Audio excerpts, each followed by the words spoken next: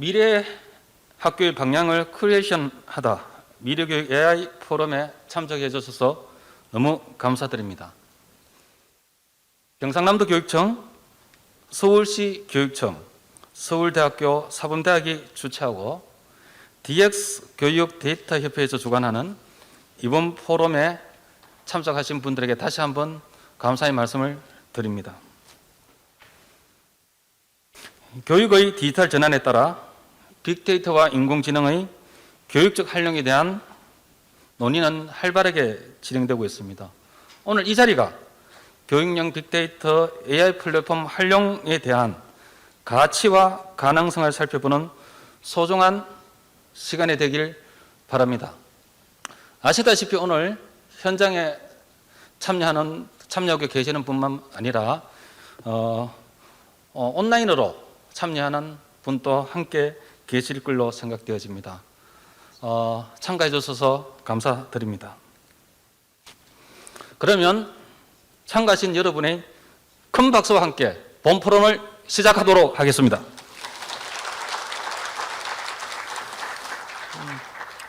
행사의 시작에 앞서 오늘 행사 순서에 대해서 간단하게 설명을 드리도록 하겠습니다. 국민의례와 내빈 소개, 1부에서는 학술 연구 발표와 전문가 학술 토론회를 개최를 하고, 물론 1부에서는 대부분 공공 정책 중심의 데이터, 교육 데이터 활용 방향 및 방안에 대해서 좀 이야기를 할 것 같습니다. 2부에서는 민간 에듀테크 기업의 교육 데이터 사이언스 체계를 기술적으로 활용하는 어떤 그런 내용이 좀 이야기 될 것 같습니다. 혹시 관심을 가지고 계신 선생님이나 전문직께서는 2부에 함께 하셔도 괜찮을 것 같은데, 단 이유는 좀 전문적이고 기술적인 부분이 이야기된다는 것을 이해해 주시면 고맙겠습니다. 먼저 오늘 참석하신 내빈들을 소개해 드리도록 하겠습니다.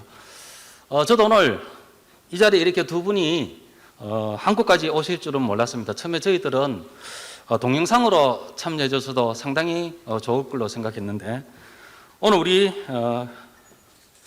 그 자료에서도 살펴보시면 알겠지만 상당한 이력과 전공을 가지고 계십니다. 우리 미국의 샌프란시스코 주립대학교 백재희 교수님 참가하셨습니다. 힘찬 박수로 환영해 주시면 고맙겠습니다.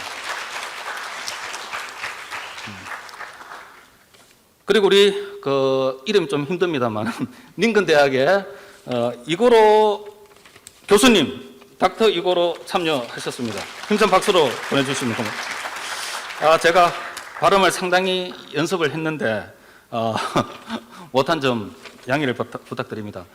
저희들 이 행사는 3개의 기관이 주최를 하고 있습니다.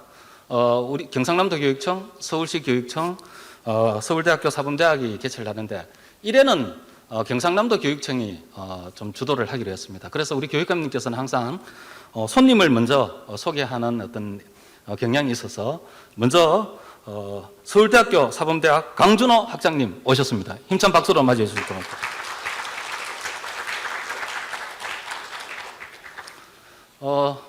서울특별교육청 조희연 교육감님을 대신하여 백미연 교육연구정보원 원장님 참석하셨습니다. 그리고 경상남도 박정훈 교육감님 참석하셨습니다.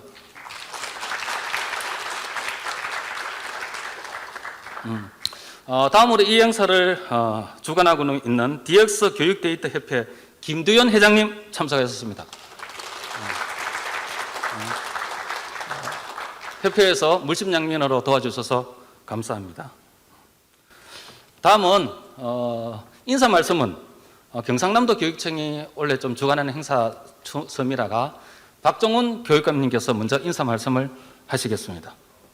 반갑습니다. 경상남도 교육감입니다. 오늘 교육 데이터와 미래교육이라는 주제로 미래교육 AI 포럼이 열려서 주관 교육청의 교육감으로서 매우 뜻깊게 생각합니다. 오늘 이 자리에 함께 공동주최자로 자리해 주신 강준화 서울대 사범대 학장님, 그리고 벌써 아이 톡톡 때문에 구면이 되었습니다.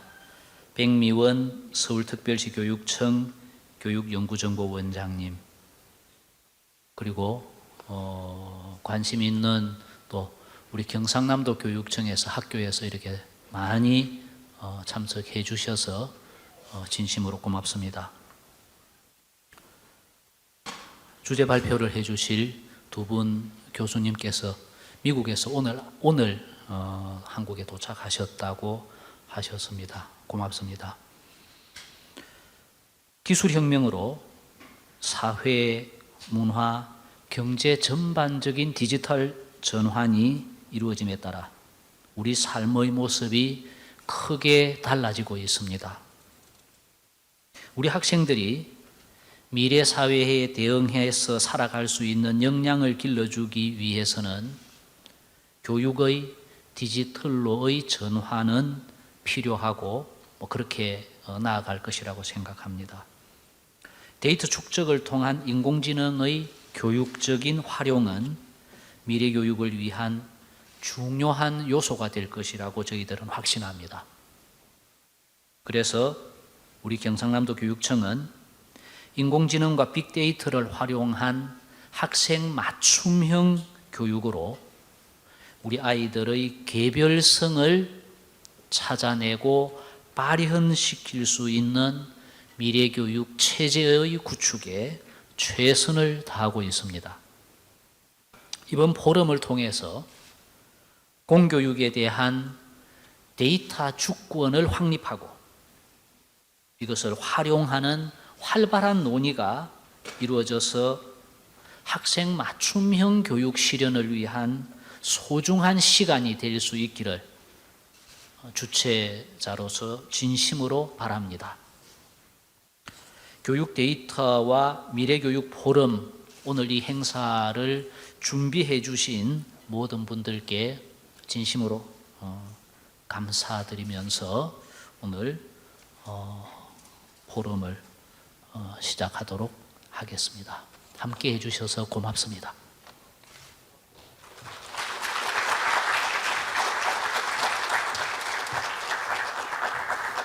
네, 소중한 말씀 감사드립니다.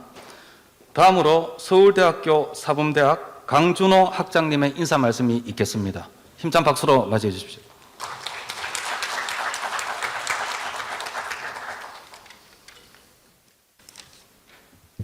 여러분 반갑습니다. 서울대학교 사범대학 학장 강준호입니다. 미래교육과 교육혁신에 관심이 많은 여러 관계자들이 이 자리에 모였습니다. 미래교육 AI 포럼은 저희 경남교육청, 서울시교육청, 그리고 서울대학교 사범대학이 함께 머리를 맞대서 인공지능 시대 교육의 새로운 방향을 모색하기 위해 만든 뜻깊은 자리입니다. 우리 인류는 전례 없는 문명사적 전환기를 겪고 있습니다. 그에 따라 교육도 대전환기를 맞이하고 있지요. 디지털 전환이나 학령 인구 감소, 그다음에 지식의 폭발적인 생산과 유통기간의 획기적인 축소 등 동시다발적이고 총체적인 변화의 물결 속에서 교육이 새로운 도전의 물결을 직면하고 있습니다. 특히 인공지능이라고 하는 산업혁명 이후에 가장 큰 이 기술적 변화가 지식 전달 중심의 획일적인 교육을 개별 학습자를 위한 맞춤형 교육으로 전환하기 위한 그런 결정적인 기술을 제공할 것으로 저희는 모두 믿고 있습니다. 과거의 지식 전달형 교육으로는 미래 세대가 갖춰야 할 창의력과 문제 해결력을 길러줄 수 없으며 다양한 사람들과 더불어 살아가는 데 필요한 공동체 의식도 함양하기 어렵습니다. 이를 극복하기 위해서 저희가 학생들의 잠재력을 최대한 길러주는 맞춤형 교육이 절실합니다. 저희가 미래 세대의 교육을 시키기 위해서는 사실은 무엇을 가르쳐야 할지, 또 그것을 어떻게 가르쳐야 할지, 그리고 선생님들은 어떤 분들이 어떤 자질을 가지고 준비되어야 할지 모두가 새롭게 다시 재검토해야 할 시점이라고 생각합니다. 저희 사범대학에서는 교육 패러다임 전환을 위해서 연구 개발과 교사 교육에 전력하고 있습니다. 최근에는 학습과학 연구소를 설립하여 설립을 추진 중에 있고, 또 교육부에서 인공지능과 디지털 리터러시 함양을 위해서 추진하고 있는 아이의 답이라고 하는 대규모 국책 사업을 진행하고 있습니다. 저희의 이러한 노력이 경남교육청과 서울시 교육청과 함께 미래 교육을 위한 초석을 다지는 데 기여할 수 있기를 희망합니다. 이번에 미래교육 AI 포럼이 특히 교육 데이터와 인공지능 기반의 미래 교육을 설계하는 데 큰 통찰을 저는 제공해 줄 수 있을 것이라고 생각합니다. 이번 포럼이 일회성 행사로 끝나지 않고 지속 가능한 협력 관계로 이루어질 수 있기를 기원하며 이 자리에 참석해 주신 모든 관계자 여러분께 다시 한번 감사의 말씀을 드립니다. 예, 소중한 인사 말씀 감사드립니다. 다음은 우리 조희영 교육감님 인사 말씀을 저희들이 들어가지 영상으로 준비를 했습니다. 안녕하십니까. 서울특별시 교육감 조희연입니다. 먼저 교육 데이터를 어떻게 활용할 것인가에 대해 논의할 자리가 만들어진 것에 대해서 대단히 기쁘게 생각합니다. 아울러 자리를 함께 준비해 주신 박정훈 경남교육감님과 강준호 서울대 사범대학장님께도 깊은 감사의 말씀을 드립니다. 제가 오늘 이 포럼 장소에 있어야 합니다마는 불가피한 사정으로 현장에 있지 않음을 널리 양해해 주시기를 바랍니다. 미래사회에서 데이터의 활용은 공교육에 큰 변화를 이끌 것입니다. 전통적인 교육과정은 디지털 교육과정으로 전환되어 학습자의 역량을 발굴하고 학습자에게 성공적인 학습 경험을 제공해 줄 수 있는 맞춤형 학습이 강조되고 있습니다. 이러한 시대 변화에 맞춰서 우리 서울시 교육청은 원격 수업 지원 플랫폼인 뉴쌤을 인공지능 기반 맞춤형 교수 학습 플랫폼으로 전환하고자 뉴쌤 3.0 고도화 계획을 수립하고 추진하고 있습니다. 미래교육 환경 지원을 위한 블렌디드 통합 수업 지원 체계를 통한 질 높은 공교육의 실현, 교육과정에서 학생들의 학습 경험, 데이터 수집과 분석을 위한 인공지능 기반 교수학습 지원 서비스로의 고도화를 지금 모색하고 있습니다. 또한 인공지능 기반 맞춤형 교육 서비스 지원 방안 정책 연구와 학교 교육활동에 도움을 주는 아이디어 발굴 이벤트, 추후 진행 예정인 인공지능 기반 교수학습 플랫폼 ISMP를 통해서 현장의 의견도 수렴해서 정책에 적극 반영하고자 노력하고 있습니다. 이러한 과정을 통해서 서울교육의 데이터 파이프라인을 위한 통합 로그인 체계 구현, LTI 기반 서비스 연동, 학습 분석 지표를 정의하여 데이터 분석을 기반으로 개별 학습자 맞춤형 처방과 교원의 교수학습을 지원해 갈 것입니다. 서울시 교육청은 메타버스를 활용한 수학학습 플랫폼을 전국교육청 최초로 구축 운영하고 있습니다. 여기서 한 걸음 더 나아가 교육공간, 창작공간, 다양한 콘텐츠, 마이룸이 있는 서울형 메타버스 플랫폼을 구축하는 작업을 진행하고 있습니다. 메타버스 환경에서 발생하는 학습 경험 데이터를 수집 분석하여 학습자 처방을 해주는 새로운 모델을 공교육에서 제시하는 계기가 될 것으로 기대하고 있습니다. 서울교육청과 경남교육청은 올 초 업무협약과 실무 추진을 통해서 학생 중심 개별 맞춤형 교육 실현을 위해 인공지능 기반 한국형 교육 데이터셋 연구개발에 첫걸음을 내디딘 바 있습니다. 앞으로 지속적인 협력을 통해 공동연구의 결과를 보여드리도록 하겠습니다. 공교육에서의 정형 데이터, 비정형 데이터 수집 및 활용 방안과 데이터 표준 지표를 마련하여 앞으로 있을 포럼에서 보여드리도록도 하겠습니다. 오늘 포럼에서 나온 다양한 피드백을 통해 기업 생태계 포용 방안과 공교육에서 인공지능 기반 교수학습 방안을 체계적으로 마련해 나갈 수 있을 것으로 기대하고 있습니다.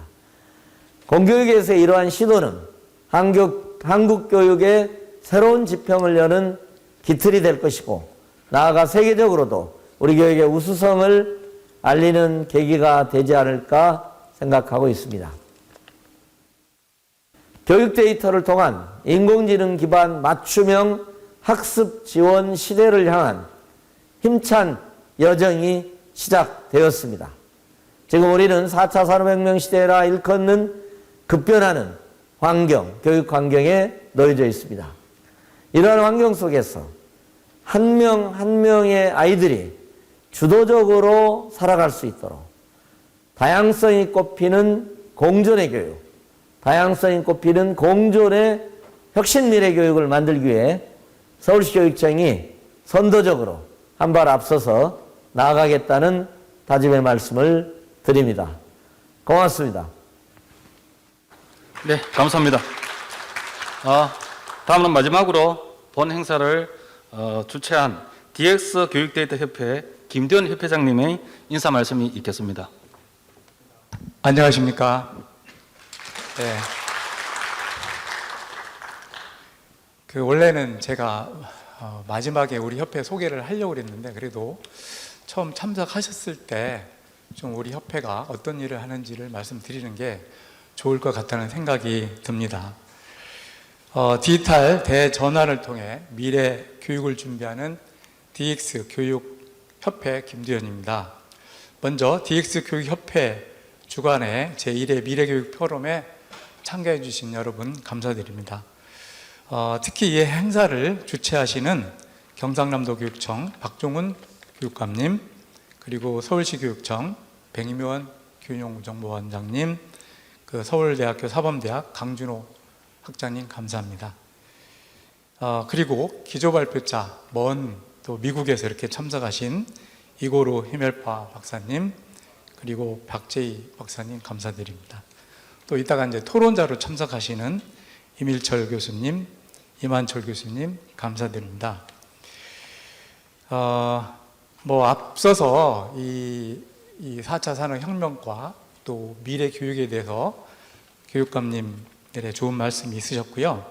그래서 이제 DX 교육 데이터 협회는 각 시도교육청과 그리고 교육관계기관 또 에듀테크 기업 그리고 각 분야의 전문가들이 모여서 교육의 디지털 트랜스포메이션을 통해서 미래 교육을 선도하고자 설립되었고 이제 막 출발을 하는 차입니다.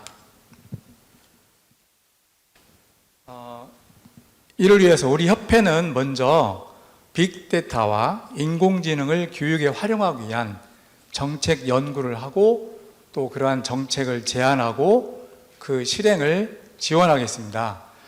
정부가 2020년부터 추진한 디지털 뉴딜의 데이터댐 사업은 금융, 의료, 그리고 교통 분야 등 다양한 분야에서 이제 괄목할 만한 성과를 보이고 있습니다. 하지만 교육 데이터 분야는 제대로 논의조차 진행되지 못하고 있는 그런 실정입니다. 이제 협회를 중심으로 교육 데이터를 만들고 활용하는 문화를 만드는 데 적극 노력하겠습니다. 특히 교육 데이터 활용을 선도하는 경남교육청의 사례는 우리 미래 교육 발전에 매우 고무적이고 이에 동참하고자 하는 기관에 희망과 용기를 주고 있습니다. 또 교육의 디지털 트랜스포메이션을 함께할 교원이 참여하는 교육의 혁신을 가져올 수 있도록 지원하겠습니다. 그래서 인공지능이 교사와 학생을 직접 지원하는 방안, 또 교사가 이를 활용할 수 있는 역량 개발 등 지원하는 프로그램을 연구하고 적용을 지원하겠습니다. 그리고 빅데이터 인공지능을 활용한 교육 성과를 공유하고 교류하는 장을 지속적으로 확대해 나가겠습니다. 교육 현장의 소통은 물론 교육기관 관계자, 각 분야의 전문가들과 함께 공부하고 연구하는 등 오늘과 같은 정보 교류의 장을 자주 만들어 가고자 합니다. 다시 한번 오늘 제1회 미래 교육 AI 포럼에 참가해 주신 기빈 여러분 다시 한번 감사의 말씀을 드립니다. 감사합니다. 네, 감사합니다. 네, 고맙습니다. 뜻깊은 인사 말씀을 다 들었습니다. 이제 기조 발제를 시작하도록 하겠습니다. 정말 먼 곳에서 오신 두 분의 기조 발제자를 소개해 드리도록 하겠습니다. 샌프란시스코 주립대학교 백재희 교수님이십니다. 그리고 링컨대학교 이거로 히멜파버 교수님이십니다. 힘찬 박수로 맞이해 주십시오. 안녕하세요. 너무 반갑습니다. 저 샌프란시스코 주립대학교에서 지금 17년간 교수직을 하면서 어린아이들의 인지 발달 그리고 또 사회 정서 발달에 관한 연구를 지금 진행하고 있습니다. 제 나름대로 저도 열심히 연구 활동을 많이 해왔고 또 발표회도 많이 해왔는데 솔직히 말씀드려서 오늘처럼 이렇게 신나고 또 한편으로는 여러분들이 저희가 준비한 연구 발표에 어떠한 반응을 보이실지 궁금해서 또 이렇게 설레 보이기는 또 처음이에요. 정말로요. 이게 우리가 지금 설레고 또 기쁜 마음이 저나 또 제 동료 닥터 아이골 하이먼파르가 우리 지금 이 자리 지금 여러 분야분들이 앉아서 같은 목표를 가지고 함께 같이 나간다는 일이 얼마나 귀하고 또 얼마나 자주 있는 일이 아니고 또 우리가 미래 교육을 설계해 나가기 위해서 얼마나 필요한지 저희들은 너무 잘 알고 있기 때문입니다. 그래서 우선 이렇게 귀한 자리를 마련해 주신 경상남도 교육청 또 서울시 교육청 그리고 또 서울대학교 사범대 그리고 DX 교육 데이터 회협에 정말 너무 감사한 마음을 우선 보냅니다. 또 이 자리가 이렇게 중요한 만큼 아주 기쁜 마음으로 열심히 준비를 했는데요. 진짜 힘들었던 게 여러분들께 드리고 싶은 말이 너무 많아서요. 그래서 저희 프레젠테이션을 줄인 게 오늘 이 프레젠테이션입니다. 그리고 여기서는 시간상 제가 보통 하듯이 영어로 발표를 하겠습니다. 제 한국어가 솔직히 초등학교 2학년 수준일까요? 잘 못하기 때문에 여러분도 아마 제가 영어로 하는 것이 더 편하실 겁니다. 그 점 양해해 주시기 바랍니다. I would like for us to start off by reflecting on our everyday life right now. If you look at big data, it's just everywhere in our life. Massive amount of data that's being collected and being analyzed all day, every day, right? But more importantly, we use these data to predict and make forecasts that we can make better decisions, and not just better decisions, data-driven decisions for our lives. Okay? But when you look at this data, you will see that within just 10 years, there's been this exponential growth in data science all over the world. And it makes sense because we're collecting all these data, so we have to accurately and meaningfully make sense of these data, right? In fact, Harvard Business Review described data scientist as the sexiest job of the 21st century. And many of the universities and colleges all around the world, they are creating these degree programs because we have to keep up. There's going to be a lot of demands for these jobs in the future. That graph is not slowing down. But we need to ask ourselves, are all sectors benefiting greatly from this big data that's being collected? And answer is no, it's not. This is the productivity gains from the use of the big data in the United States. And what we're seeing is that healthcare system, government sectors, the manufacturing sectors, and the transportation system, they're getting the most benefit out of the system. 교육은 어디 있는지 보이세요? 있습니다. 잘 보세요. 여기요. 실망하셨죠? 하지만 future is brighter, okay? You will find these two slides very, very hopeful. So here, let's take a look at the venture funding that was reported about within about 5 years. And you can clearly see this huge surge all over the world. 너무 예쁘지 않아요? 좋죠. Just last year in 2021, edtech funding was over $20 billion. That's 28조 원입니다. 맞죠? I also want to note that this is 3 times more than before the pandemic. And we really need to be honest with ourselves. COVID-19 really has changed everything. All our students, 80% of the children had to experience the school closure, right? And then they had to rely on educational technology in order for them to learn. Okay? This is not going to slow down. This year, 2022, they're expected to spend $30 billion. Now, I'm so excited about this. We're also seeing the similar trend in academia as well. This graph shows the amount of research that's being conducted and published related to the data science in education. Again, there's a huge inclination in the last couple of years. I want us to really take a moment right now, and I want us to recognize we're at the very critical point right now where there's this large energy being formed all over the world wanting to change the education globally. Okay? Now here are a very important definition for us to learn. I know there are a lot of words here, but I really would like for you to focus on these underlying highlighted portion for the purpose of understanding and optimizing learning and the environments in which it occurs, make predictions and causal arguments that could lead to experiments in education, build effective assessments, identify at-risk students, create targeted intervention, and personalized learning. You see, big data in education is not just about using these fancy computational models to make sense of the data. It really is about discovering actionable responses, actionable solutions that teachers and school can use to make changes, to improve our students' lives, learning experience, and outcome for their future. Okay? Big data, again, I repeat, education in a big data must translate into actionable solutions. But we're not quite there yet, okay? Not yet. The key takeaway is this. The K through 12 education is not taking full advantage of the data science technology that are currently available right now.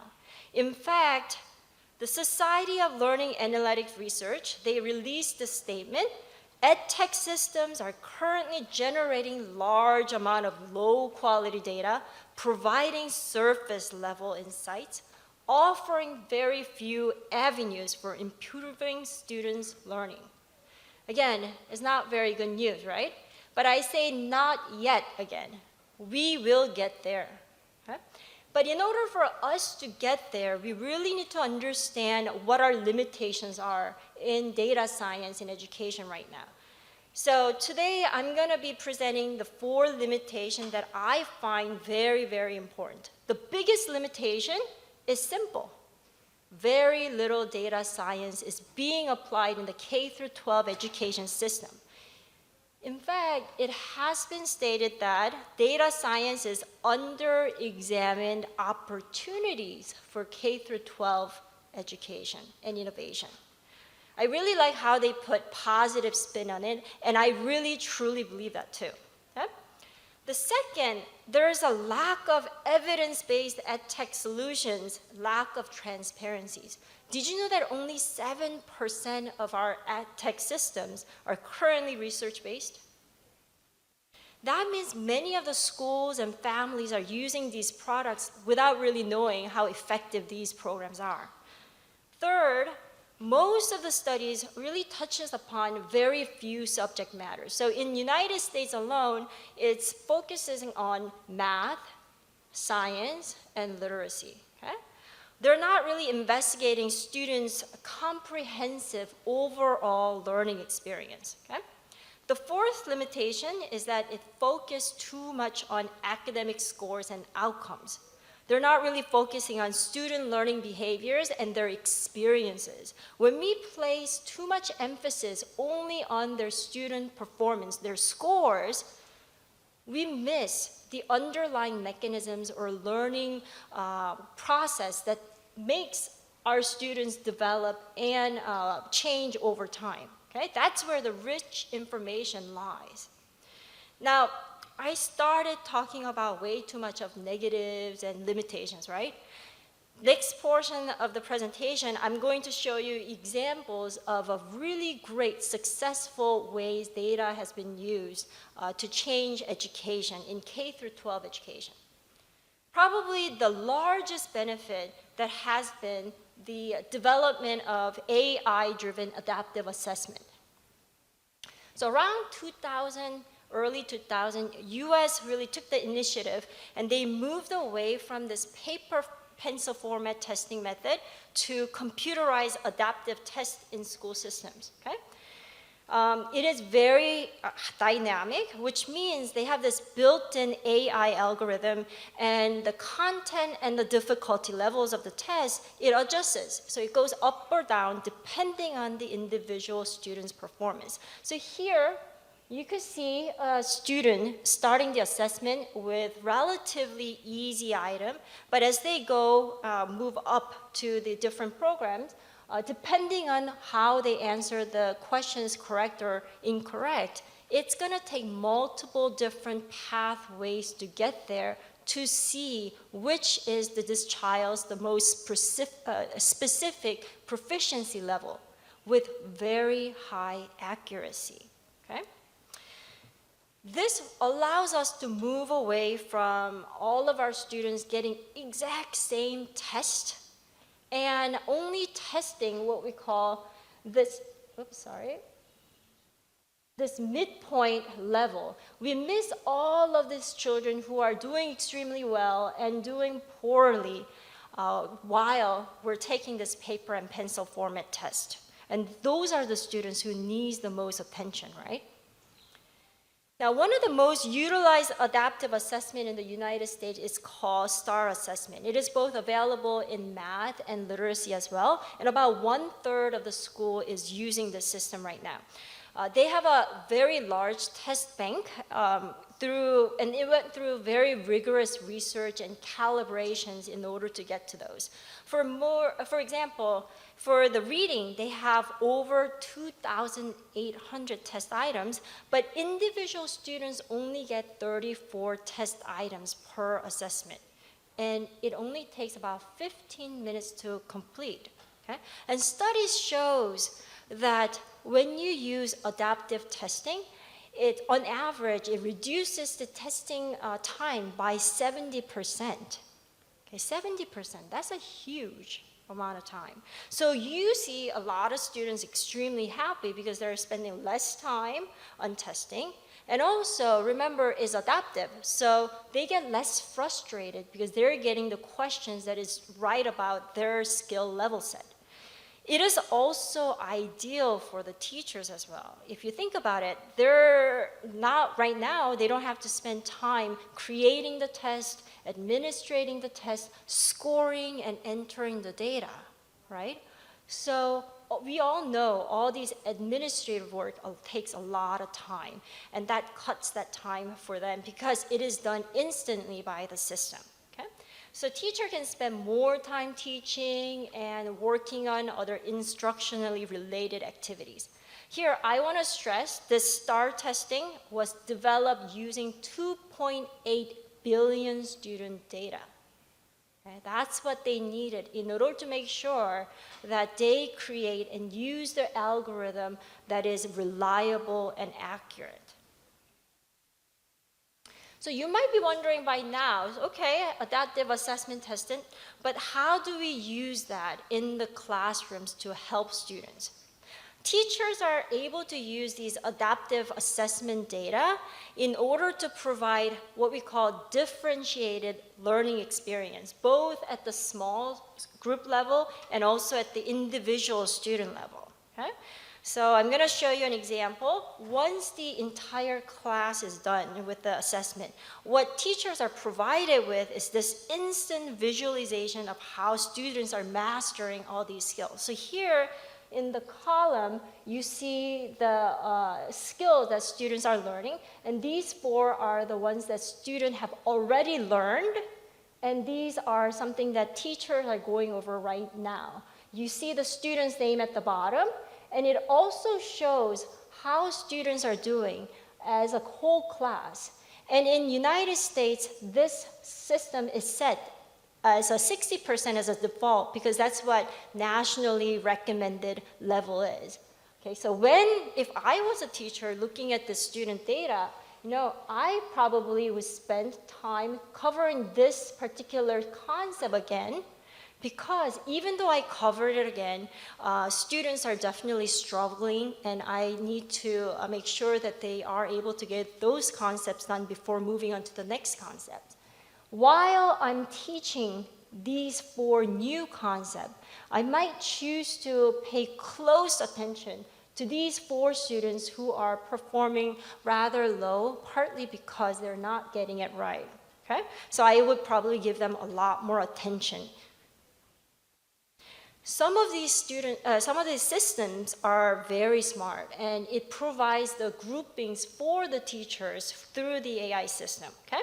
So this is a different adaptive learning system, and this built-in assessment already provides, in this case, 4 distinct grouping for the teachers. And not only that, the software is already suggesting the recommended topics and also providing the resources for the teachers that they can use in the classroom. The system is also helping to plan out the weekly schedule for the teachers so that they can meet the goals that they have set for the students.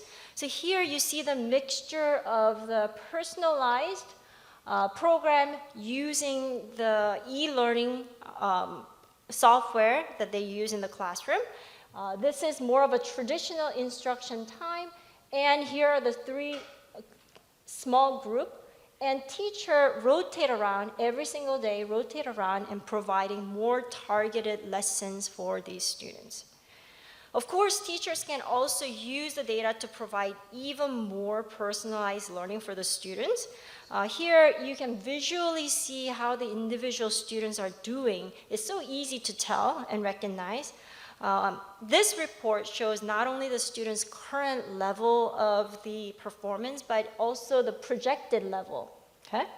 This is really fantastic because this is possible because of the longitudinal data that has been collected on students' learning patterns. Okay?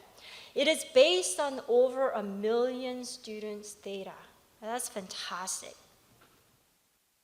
Now, using this predictive model, teacher can set achievable goals for these students. So in this case, it is represented by this yellow star. But after 2 months of teaching, the teacher recognizes the student is not really learning, right? The student is not getting the concept.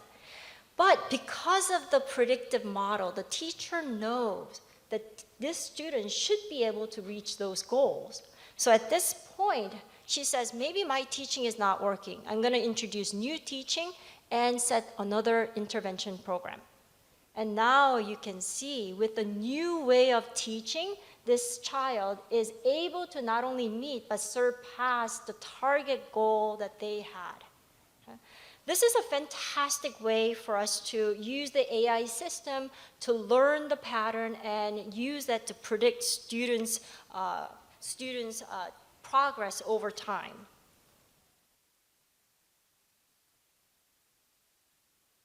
Now, I also wanted to show you an example of how real-time data is being used to provide immediate feedback to the students that are really, really needed at the right time. So this is a scientific investigation system that is commonly used in the middle school classroom in the United States right now. And in this system, students go through this 4 process of scientific reasoning using the computer simulations, okay? All of the students' actions are logged in real time. They are instantly scored, and the students' progress, teachers can monitor them on their dashboard. And so here, this is what the teachers might be able to see. Teacher sees if the teacher sees individual students struggling, then the teacher can approach the student or send the private messages and to help them, guide them to the right direction. But in this case, what you're noticing is that 62% of the students are struggling. So at this point, what teacher can do is look through all the data in the dashboard, see where the students are having problems with, maybe stop the simulation altogether, and provide the additional instructions to the entire class before they move on. And we all know this immediate feedback is so important, so critical in learning, because if students miss that window of opportunity and if they start forming a misconception, it's going to be extremely hard for them to relearn.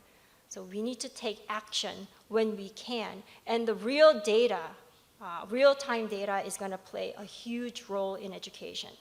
Now I'm going to go a little further and show you some of the EdTech innovations that I find very unique. This is the Altitude Learning, and the company is based out in San Francisco.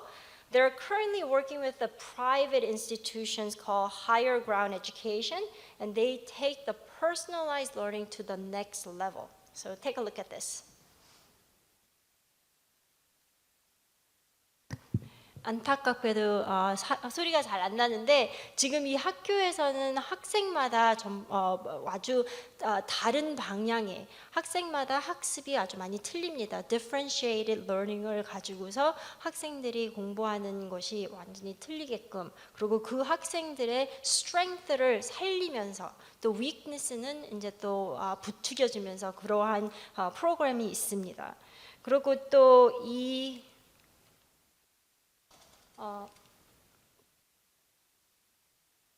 이 학교에서는 에듀든, 핀란드에서 지금 아주 많이 사용하고 있는 건데요. It successfully integrates game-like programs for students. 소리는 안 나더라도 아마 잘 보이실 수 있으실 겁니다.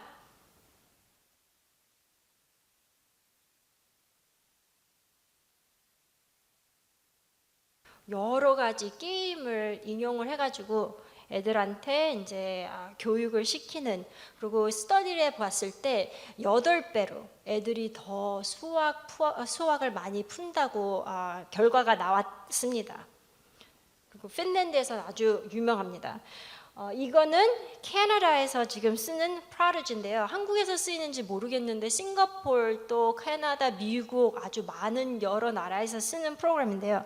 아주 게미피케이션을 잘 인용을 해가지고 수학하고 literacy, reading에 관한 것을 많이 지금 참여하고 있는 건데 it's very much like my daughter plays this and it's very much fun game. Students visit the world and completes the mission and fights the monsters by solving math problems and literacy problems correctly. So here you see on that side, those are the monsters, and these are the students playing together. So there's some socialization. They're playing together to capture the monsters. Okay? It's very fun. Many of these learnings also realizes the powerful impact of student engagement and allowing them to self-express within these social learning environments. So here students are able to choose their looks and be able to build their characters. During the class, students, again, they can work together. So they're teaching students about the leaderships and also about the team building. They're able to work together to fight the monsters and be able to capture all of them. Okay? 마지막으로 저희가 얘기하고 싶은 거는 아이톡톡 from 한국. 아이톡톡은 경상남도 교육청과 또 데이터 이름이 함께 개발한 프로그램인데요. 한국의 교육 과정과 연결이 아주 잘 되어 있고 또 디지털 교과서 그리고 저희가 아주 감명받은 교사님들이 직접 참여해서 열심히 만드신 수천 개의 교육 영상 너무 정말 감동했습니다.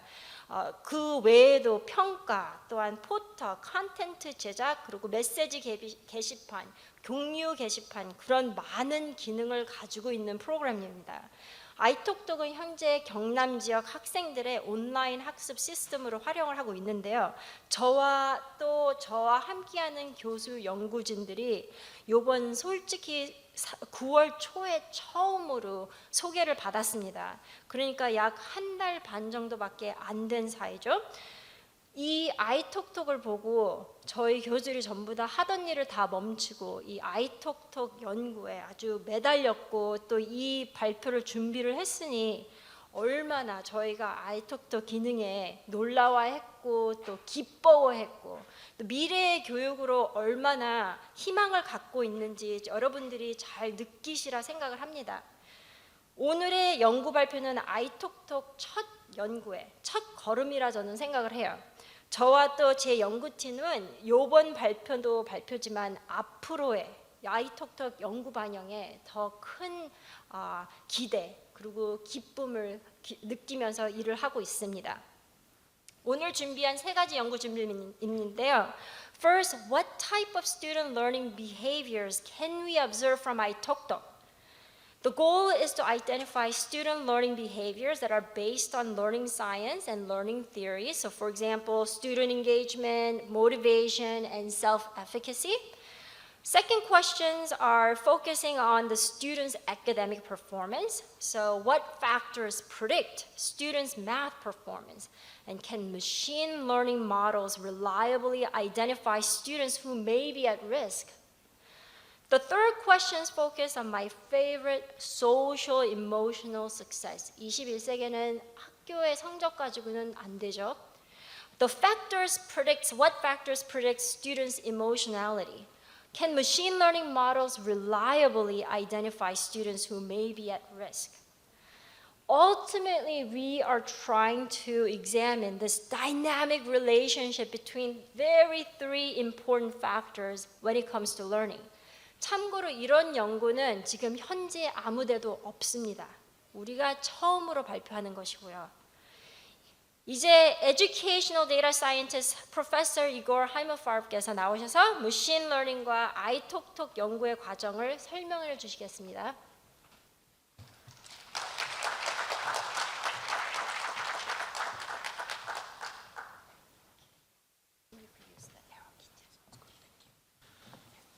Well, hello everyone.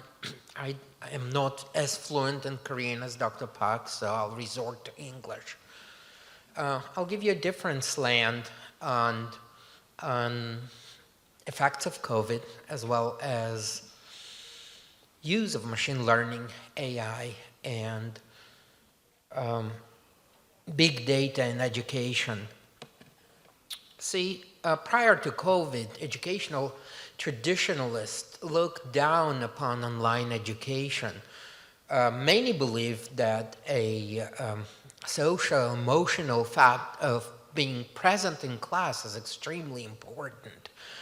With COVID, we were challenged and came up with solutions that leave us today with no educational programs not having an online compound of the program. Every single program today, if not implemented, then considering to implement some sort of an online component. It's new. There is a need of technology. There is a need of innovative solutions. I have experience in professional testing, in higher education and professional testing. And I'll tell you, during COVID, the specifics of education in the United States required that professional students, when they graduate, when I say professional, I mean physicians, nurses, chiropractors, dentists, people who work with professionals that work with people, healthcare workers, they all require additional post-graduation testing. And there were cohorts of professionals who graduated and could not enter the profession and practice because of the COVID.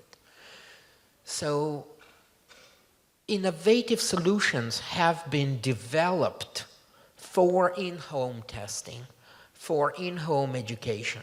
Several platforms were developed and used. And we are at a completely different time today. So I'd like to present you with several data analysis that Dr. Pak and I did using data coming from iTalkTalk. But before, I'll just show you the companies, educational companies, that are implementing the innovative solutions based on big data. For example, company ETS, Educational Testing Services, is a company that's developed TOEFL and TOEIC. Many of you probably are familiar with those instruments. They have developed what's called an E-rater. It is a mechanism that scores essays. It is a machine learning based mechanism that is developing, and today, if I remember correctly, this mechanism is widely used and requires very little adjustments. Prometric, another testing platform, they implemented adaptive testing based on machine learning algorithms. Duolingo is a language learning platform. They use machine learning and artificial intelligence to create student-specific materials that are matched to student level of mastery of a specific language. So as you could see, big data, artificial intelligence is getting more and more into education and higher education.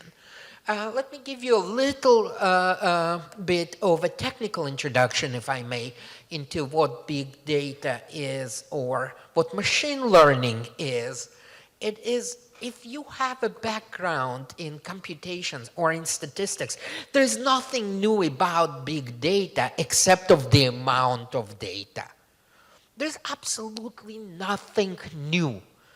We have some data, and it could be marketing, it could be financial data, it could be data that requires some classification decision. We have an outcome, Y, or an array of outcome, a vector of outcomes, if you wish. We have some predictors, a vector of axis. And all we do, we look for a reliable mathematical function that relates the outcome to the predictors with an accepted to us level of reliability. That's not new.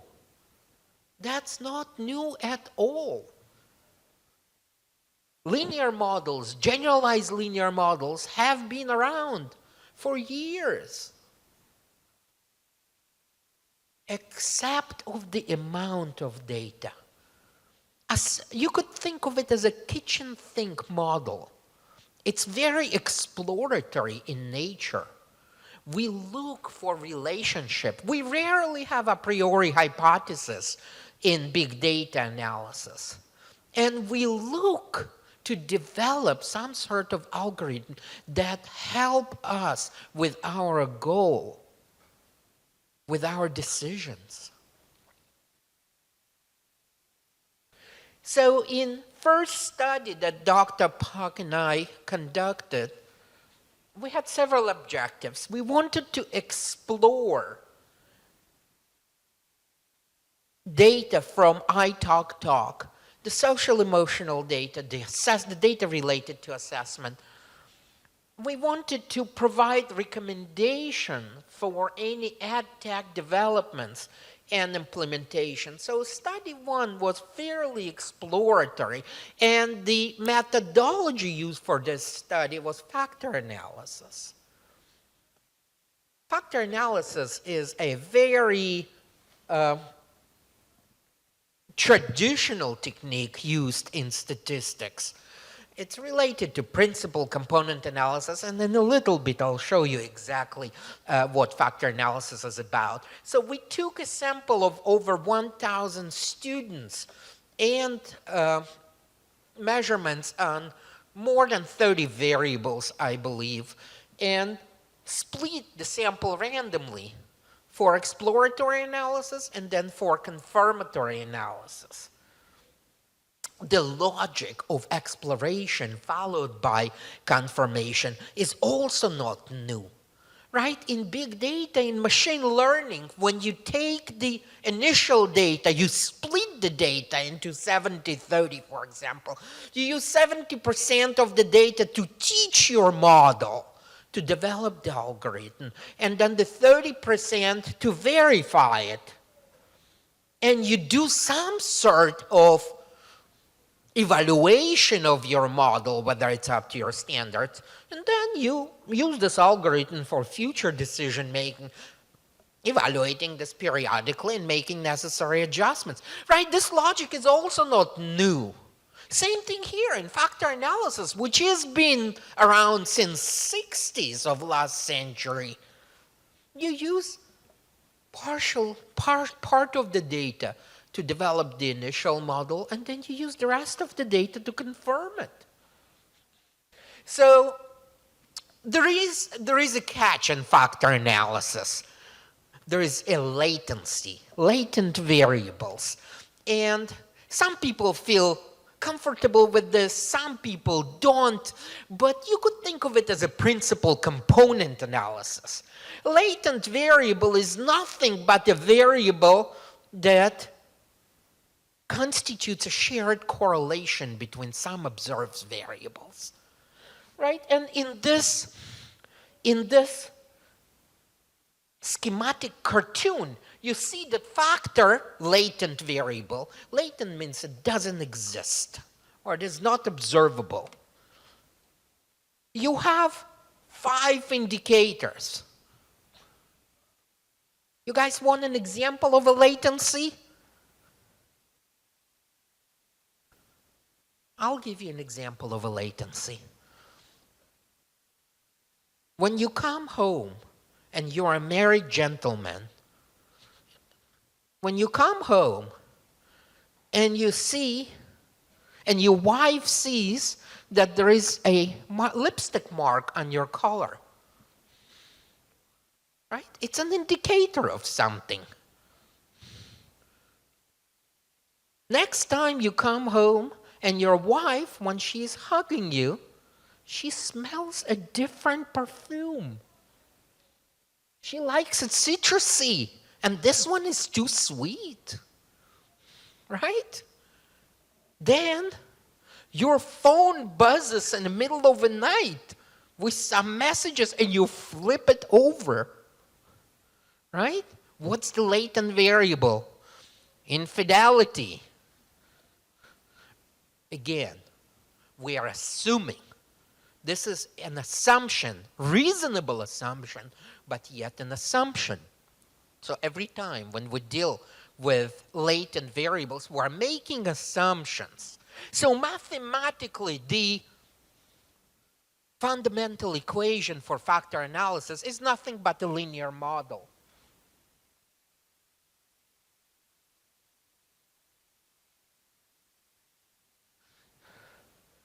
you could see that that x, which is the observed variable, is the outcome.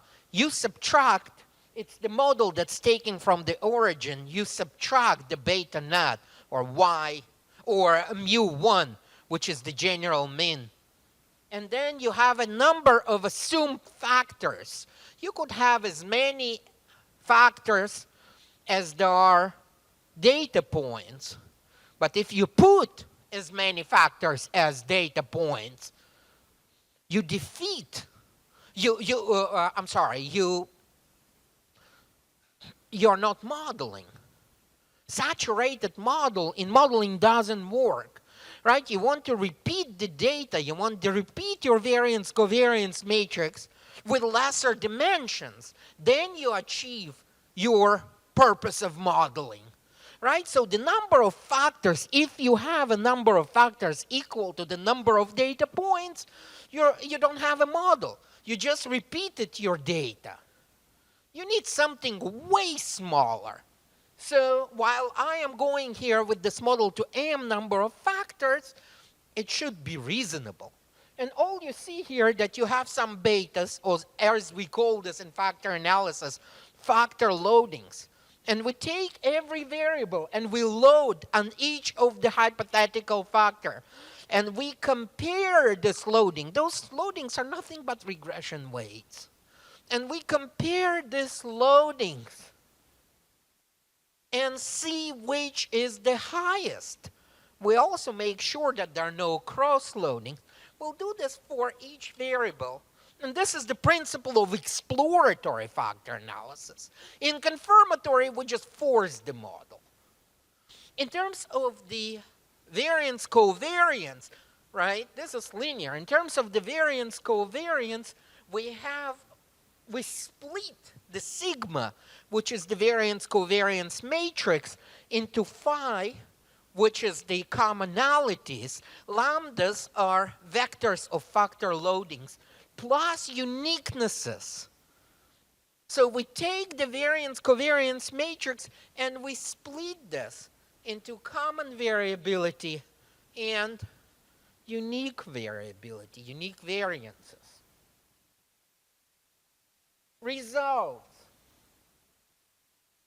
This is the factor analysis model that we came with. Circles represent latent variables. We have three factors here based on the observed variables, and here I used y's to be consistent with regression. Instead of x's, I used y's as the outcome. You could see this. Do I have a laser point here?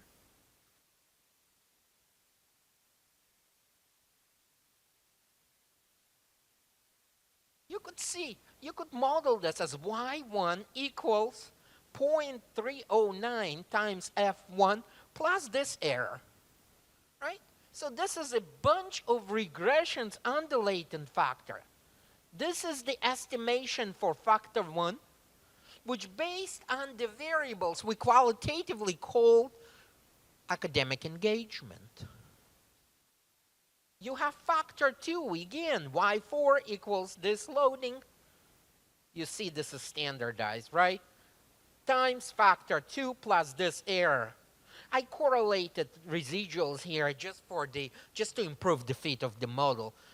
Those correlations are insignificant. Second factor was called social engagement. And third factor was called community engagement. We modeled correlations between those factors, and those were fairly high.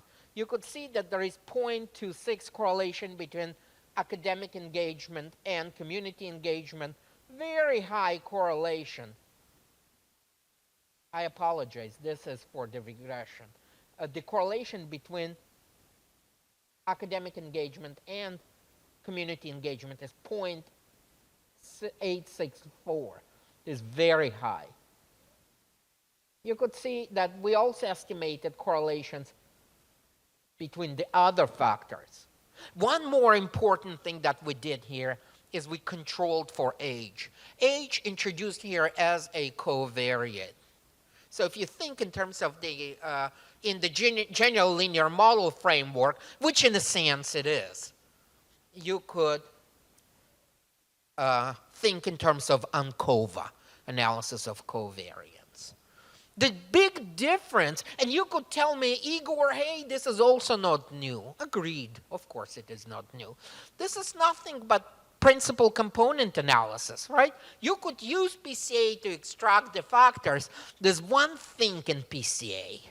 In PCA, we assume orthogonality between the component, right? You go into the center of the cloud of data, you extract first eigenvector based on the largest eigenvalue, you extract this amount of data, and then the second eigenvector is orthogonal, uncorrelated to previous.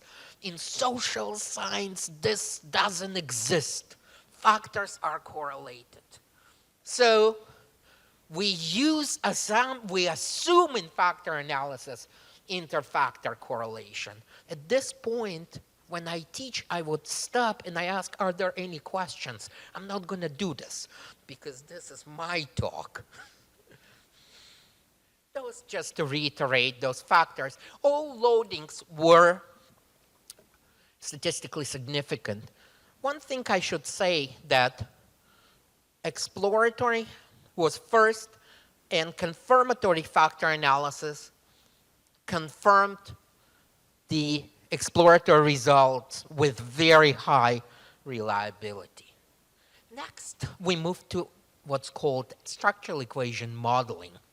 This is combining factor analysis with multiple regression. This is once again the factor analytic model that you saw before. Right? The three-factor academic engagement, social engagement, community engagement, estimated now on the entire data set. You see that loadings are somewhat different, but yet same variables are loading in the same factors as before. We are adding from each factor, we are adding a regression path to an assessment-related variable, which is called proportion correct. In classical test theory, this is called p-value, not to be confused with the p-value in formal statistical testing. It's a bit different. P-value, it's a proportion of correct items that you responded on a scale or a test. So we see that there are positive relationships, yes, statistically significant, and those are standardized weights. You could think of them as betas, standardized regression weights. And you could see that they're all related to the proportion correct. Each factor is related to the proportion correct. What we did is at this point, we saved what's called factor score for each student in a data set. Right? Those are latent factors. We save scores for each student. Since this is an array of those variables, each student could have a score on this factor. Just keep this in mind that we did this. It'll come later.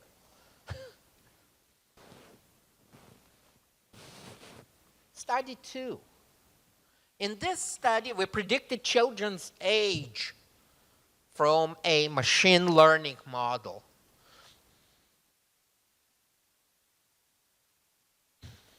Again, nothing new here.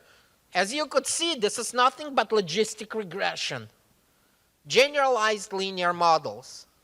Nothing new but logistic regression.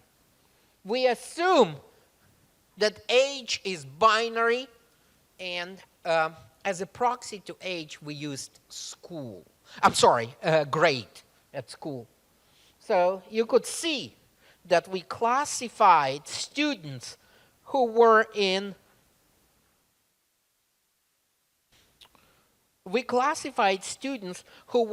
lower grades as 1, and students who were in higher grades as 2. So we achieved dichotomy, and we are assuming dichotomy here.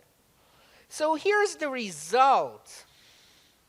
Wait, am I getting ahead of myself? I mean, the model is clear. It's a binary logistic regression, right, with a logit function that relates the outcome to the predictors. Nothing but classification, except they used machine learning algorithm to develop the model. So, as you know from classification theory, right, there could be two outcomes, reality and prediction. So we have younger children who are younger in reality and predicted to be younger. We have older children who are older in reality and predicted to be older. We also have types 1 and 2, right, errors. So we have children who are younger in reality, but according to assessment, they are older. We have children who are older in reality, but according to assessment, they are younger. So we put some names to this phenomena. Progressing at level, if children got classified younger while being younger or older while being older. Children who classify it as older while being younger, they're advancing above level. And vice versa, they require assistance. So you could see the difference between chronological age, which is the reality, and engagement age, which is the machine learning based prediction, is that kids in Korea are smarter. Right? We don't give them enough credit. Study 3 was decision tree. I used a program what's called NIME. It's for business, just to illustrate the point. With high accuracy here, this is a very simple tree. This is predicting proportion correct. This is not interesting. So just for the sake of time, not to bore you to death, let me move forward. This is predicting, building a decision tree for a variable called happy and excited, which is social emotional. You could see that at every leaf, there are variables. For example, teacher, social engagement score, community engagement score, academic engagement score. You could see that statistically, we identified the thresholds when the separation happens. We have a path to being happy. Based on those variables, we could introduce interventions at each level. Teacher, social engagement score, academic engagement score. The accuracy of this model is quite high. It's almost 90%. And this is the same model for nervous excited. Again, we are with decision tree, we are building a path to our dependent variable. And in an educational environment, those paths could be influenced by in-time or on-time interactions. Interactions with the student's learning experience, with the student engagement experience.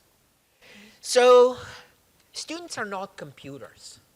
But with innovations, with introduction of artificial intelligence, big data, and machine learning, we could make computers to be like students.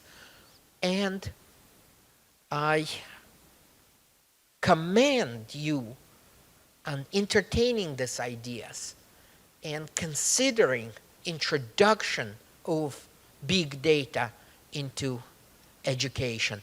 Thank you for your time. Kamsahamnida.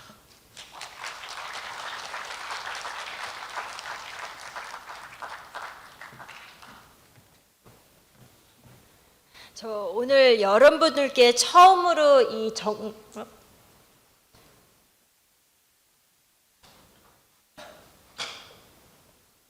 오늘 여러분들께 처음으로 이 정밀한 관계를 그 아이톡톡 연구를 통해 저희가 확인을 해드렸습니다. 다시 한번 말씀드리지만은 이러한 연구는 이번이 처음이에요. 왜냐하면 공교육의 온라인 시스템에 관한 연구는 지금 아직까지 미국에서는 흔치가 않아요.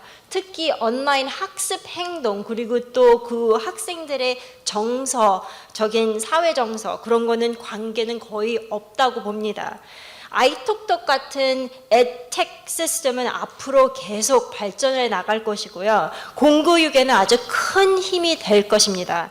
지금 보시는 이러한 연구는 우리의 하나의 궁금점을 풀기 위해 하는 것이 아니라 우리가 꼭 해야 할 필수이고 또 우리가 지금 자라나고 있는 10대들이 있죠. 그 아이들을 위한 우리의 의무라고 저는 생각을 합니다. 저도 9살짜리 딸이 있는데요. 제가 이 일에 요즘 되게 너무 기뻐하고 또 저녁엔 한국과 미팅을 하고 또 주말에는 교수진들과 만나서 이 아이톡톡에 관해 이제 토론을 하고 그러는 것을 보고서 요즘 관심이 꽤 많더라고요. 그래서 뭐 문제도 물어보고 저도 또 제 나름대로 이야기를 해주며 또 끝에는 제가 이랬습니다. 이 제목처럼 이 포럼 제목처럼 We are going to create the future of education. 그렇게 얘기를 했습니다. 그랬더니 제 딸이 저를 딱 보더니 하는 말이 너무 좋아가지고 Really, Mama? I'm so proud of you. But how are you going to do that? 어떻게 할 거냐고 물어보더라고요. 여기 보시다시피 Data Science in Education은 솔직히 한 분야에서 할 수 없는 일입니다.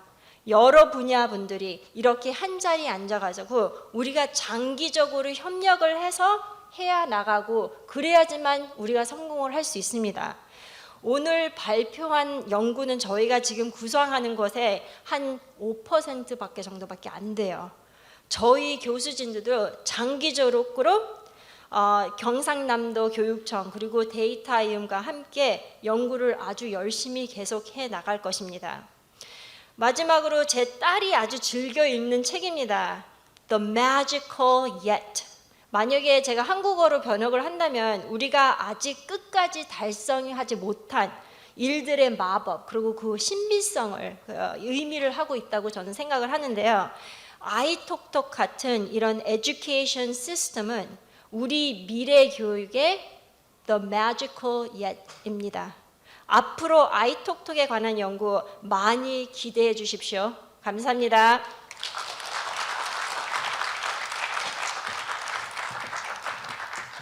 예, 오늘 기조 발제해 준 두 분의 교수님에게 다시 한번 박수를 부탁드립니다.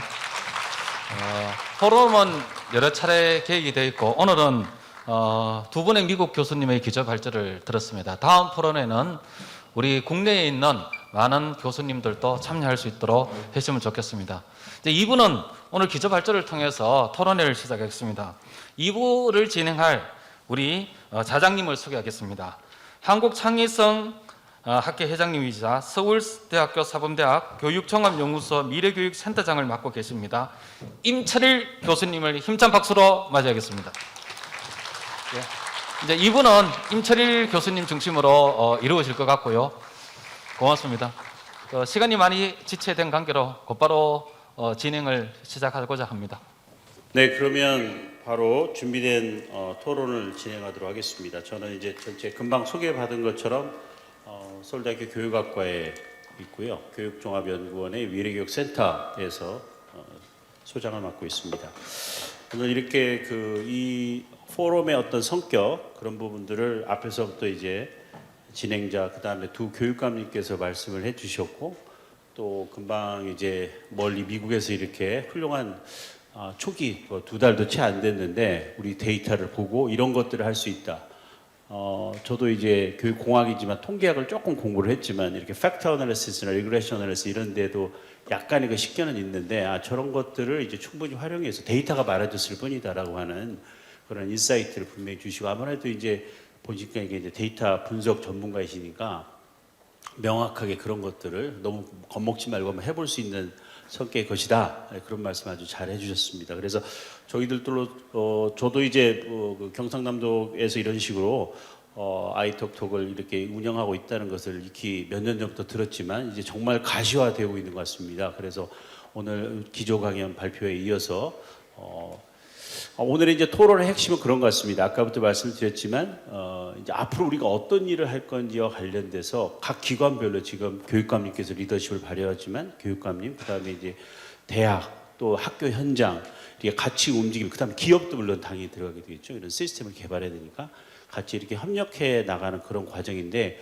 그래서 오늘 기조 강연을 들으시면서 앞으로 각 기관에서 특히 여기 보시면 이제 대학 그 서울시하고 우리 경상남 교육감님께서 이제 직접 오셨지만 그 교육청 입장에서 이런 어떤 새로운 변화에 대해서 어떻게 대응을 할 수 있는지 또 해야 되는지 그런 이야기를 좀 잠깐 발표 내용에 참고해서 들어보도록 하겠습니다. 제한된 시간이기 때문에 아무래도 좀 처음에 일단은 간단한 그 논평을 좀 한 3, 4분 내로 좀 해주시고요. 각 분당 어쩔 수 없는 것 같습니다. 그래서 먼저 교육감님께 말씀을 좀 부탁드리겠습니다.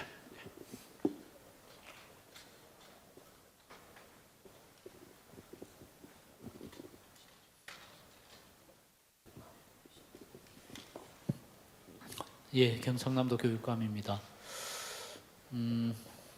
오늘 두 분 미국서 오신 교수님의 말씀을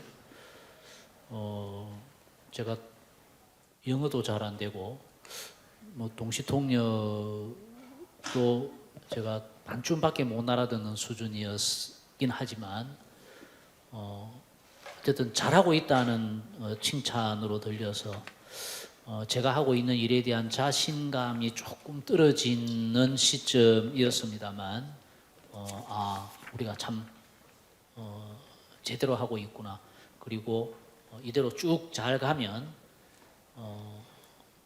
우리가 그 대한민국 교육을 미래 교육을 선도할 수 있겠구나 하는 그런 자신감을 얻었습니다. 준비된 원고를 빠르게 읽겠습니다. 미래 교육을 논할 때 우리는 가장 먼저 미래 사회에 대한 변화상을 그립니다. 대표적인 변화는 지금까지 이어온 산업 사회가 기술혁명을 맞아 새로운 시대로 나아가고 있다는 점입니다. 기술혁명으로 인한 대표적인 변화의 중심에는 데이터와 인공지능이 있습니다. 인터넷이 시대를 바꾸었듯이 빅데이터와 인공지능은 이미 우리 삶의 많은 부분을 바꾸고 있습니다. 인공지능이 던져준 대표적인 사례를 살펴보면 2011년 IBM 인공지능 왓슨의 퀴즈쇼 우승, 그리고 2016년 구글 알파고의 이세돌과의 바둑 대결, 이 두 가지가 있습니다. 왓슨과 구글의 딥마인드는 인공지능의 가능성을 제시한 선구자였다면 이후 왓슨은 의료 분야, 딥마인드는 기후변화 대응 분야의 각각의 비전을 가지고 연구를 거듭해 오고 있습니다. 물론 한계도 있지만 소기의 성과를 거두며 가능성과 한계에 대한 시사점을 제시하고 있습니다. 이런 사회적 비전과 변화의 교육 분야는 어떻게 대응해야 하겠습니까? 먼저 저는 인공지능으로 나아가는 첫걸음인 교육 데이터가 어디에 있는지, 어떻게 활용되고 있는지를 살펴보았습니다. 그 결과 하드웨어의 우수성에 비해서 소프트웨어가 부족하다는 점을 확인할 수 있었습니다.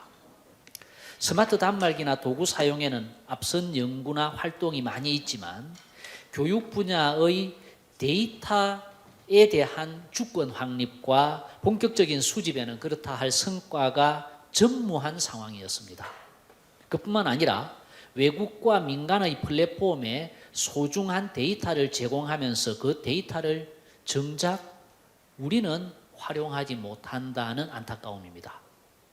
오늘 이 자리가 소중한 것은 우리가 교육 데이터의 주권을 확보하는 것을 뛰어넘어서 가치 있는 데이터 수집과 그 활용의 단계로 들어섰다. 그래서 그 성장에 대한 검증이 이루어지는 자리이기 때문입니다. 상업적 목적의 데이터 수집이 아닌 교육적 지원을 목적으로 한 특화된 데이터 수집 체계를 구축하고 실제 데이터를 모은다는 것은 그동안 많은 전문가가 제시하고 구상하던 그림을 실제로 우리가 구현하는 것입니다. 아이톡톡 이전에는 실제 교육 데이터에 기반한 연구와 개발이 불가능했습니다. 데이터 수집 도구가 없고 기술적인 한계로 인해서 가상의 데이터를 발생시켜 제한적인 알고리즘을 만들거나 단순한 공공 데이터를 가공한 수준의 기능을 구현하는 데 그쳤던 것입니다. 그럼 빅데이터 AI 플랫폼 아이톡톡은 어떤 과정으로 개발이 되었는가? 아이톡톡은 브라우저 기반의 플랫폼입니다. 2020년 시범 운영을 거쳤고 2021년 정식 배포되어서 교육 데이터를 차곡차곡 쌓아가고 있습니다. 기본 학습 지원뿐만 아니라 데이터 기반의 지능형 학습 지원을 위해서 개발 1차 연도인 지난해 2021년에는 교육 데이터 수집과 활용을 위한 체계를 구축하였습니다. 데이터 수집을 위한 구조와 인공지능 개발을 위한 핵심 데이터셋을 구축한 것입니다. 이에 특허 내종을 출원하기도 했습니다. 그리고 올해는 2021년 작년에 구축한 데이터 구조를 고도화해서 데이터 수집의 양과 범위를 확대하고 학습 분석을 위한 인공지능 개발에 박차를 가하고 있습니다. 이러한 아이톡톡 활용을 통해 학교는 어떤 변화가 이루어질 수 있을까요? 빅데이터와 AI는 교육의 목적이 아니라 수단으로 학생 개별 맞춤형 수업 혁신을 이끄는 중요한 요소입니다. 선생님들은 아이톡톡을 통해서 학생의 학습 및 정서 분석, 성장 이력에 대한 정보를 담은 자료를 제공받을 수 있을 것입니다. 이미 확보하고 있는 선생님들의 전문성을 기반으로 해서 자료를 분석하고 이를 통해 우리 반 아이들에게 맞는 수업을 설계하고 학생들을 위한 촘촘한 학습 지원을 하는 데 도움이 될 것입니다. 그러면 학생들은 지능형 알고리즘을 활용한 추천과 분석, 예측에 따른 자신에게 맞는 피드백 등으로 학습자 개별 맞춤형 학습이 가능해질 것입니다. 자신의 걸음걸이에 맞는 학습을 통해서 학습 결손을 예방하고 자기 주도적인 학습을 지원해서 학생의 개별성을 찾고 발현하는 데 큰 도움이 될 것입니다. 사회의 변화는 더욱 빨라지고 있습니다. 이에 미래 사회를 살아갈 학생들에게 기대하는 능력도 달라지고 있습니다. 미래 사회에는 개인의 고유한 특성이 살아있는 힘이 되고 사회의 자원이 되는 그런 시대가 될 것입니다. 학생의 개별성을 삶의 힘으로 만들어주기 위해 학생 개인 맞춤형 교육이 실현되어야 하는 이유이기도 합니다. 아이톡톡은 이러한 학생 개인 맞춤형 교육 실현을 지원하는 미래 교육의 핵심 요소가 될 것입니다. 오늘 학술 연구는 기존의 한계를 넘어 아이톡톡의 실제 데이터셋과 분석 기능이 학생을 이해하고 지원하는 데 유의미하다는 것을 확인할 수 있었습니다. 이에 학생 맞춤형 교육을 통해 학생의 개별성과 다양성을 실현하는 경남교육의 미래 비전을 실현해 나갈 수 있다는 확신을 가지게 된 것도 오늘 저희 성과입니다. 불확실함 속에서도 비전을 찾고 함께 협력하여 행동하는 자립과 공존의 미래교육, 학생 개개인의 잠재력을 최대로 키우는 학생 맞춤형 교육으로 새로운 선진국형 교육 모델을 경남에서 시작할 수 있으리라고 기대합니다. 고맙습니다. 네, 감사합니다. 네, 교육감님께서는 이제 아무래도 몇 년 전부터 해왔던 그 아이톡톡이 어떤 의미가 가지고 있는지를 그 맞춤형 교육과 연계시켜서 말씀을 해주셨는데요. 저도 오늘 발표를 보니까 이제 아까 이 미국의 분께서는 아카데믹 인게이지먼트, 소셜 인게이지먼트 또는 커뮤니티 인게이지먼트라고 해서 그러니까 수많은 데이터들이 많아지는데 거기서 개별적인 어떤 맞춤형 수업을 할 때 어떻게 할 거냐 할 때 학생의 상태를 알아야 되는데 그런 어떤 하나의 단초인 것 같습니다. 인게이지먼트라는 측면에서 이제 학생들이 다 수준이 다르니까 대처를 어떻게 할 거냐 이런 식으로 나갈 수 있는 건데 이제 그런 것에 빗대어서 가능성에 대해서 이제 교육감님께서 말씀을 잘 해주셨고요. 바로 이어서 그러면 서울시에 대해서 나름대로 준비를 많이 하고 있는 걸로 알고 있습니다. 우리 오늘 백면 원장님께서 오셨는데요. 간단히 좀 말씀을 청해 듣도록 하겠습니다. 안녕하십니까. 다양성이 꽃피는 공교육 혁신 미래교육의 서울시 교육청 교육연구정보원장 백미원입니다. 먼저 오늘 미국에서 오신 두 분의 교수님의 발제를 들으면서 그동안의 미래교육은 우리가 입으로는 미래교육을 하였지만 어떠한 방법과 어떠한 것을 해야 되고 왜 해야 되는지 막연했던 것이 오늘 두 분의 강의를 통해서 증거 기반으로 확실해지고 우리한테 더 다가가고 우리가 할 수 있다라는 희망을 주셔서 상당히 의미 있는 시간이었습니다. 아울러 서울특별시 교육청의 교육 데이터와 미래교육에 대한 것을 간단하게 설명드리고자 합니다. 먼저 미래교육을 위한 데이터의 중요성을 인식하고 함께 논의할 자리가 만들어진 것에 대해 기쁘게 생각합니다. 아울러 이 자리를 준비해 주신 박종훈 경상남도 교육감님과 또 광준호 서울대학교 사범대학장님께 깊이 감사드립니다. 미래사회에서 데이터의 활용은 공교육에 큰 변화를 이끌 것입니다. 특히 다가올 미래교육에서의 학습 데이터를 통한 증거 기반의 교육 과정은 학생과 교사의 역할에 많은 변화를 줄 것입니다. 교사는 데이터를 통해 학생 개별 맞춤형 역량을 함양시킬 수 있도록 도움을 줄 것이고 학생은 누적된 학습 데이터를 통해 학생 개인별 맞춤형 교육을 받을 수 있을 것입니다. 아울러 학부모는 데이터 기반의 자녀 교육 정보를 공유받아 자녀를 객관적으로 이해하여 교육을 시킬 수 있으리라고 기대합니다.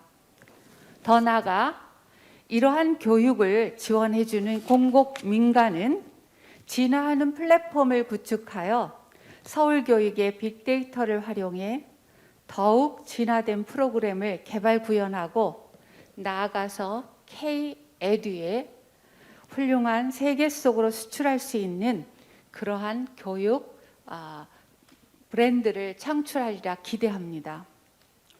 이러한 시대 변화에 맞춰 우리 서울시 교육청은 원격 수업 지원 플랫폼인 뉴쌤을 인공지능 기반 맞춤형 교수학습 플랫폼으로 전환하고자 뉴쌤 3.0 고도화 계획과 가상의 현실을 연결하는 교육 공간, 협업과 창작 공간, 다양한 콘텐츠 공간 등의 학습자 경험을 확장하는 서울형 메타버스 플랫폼 구축 계획을 수립하였습니다.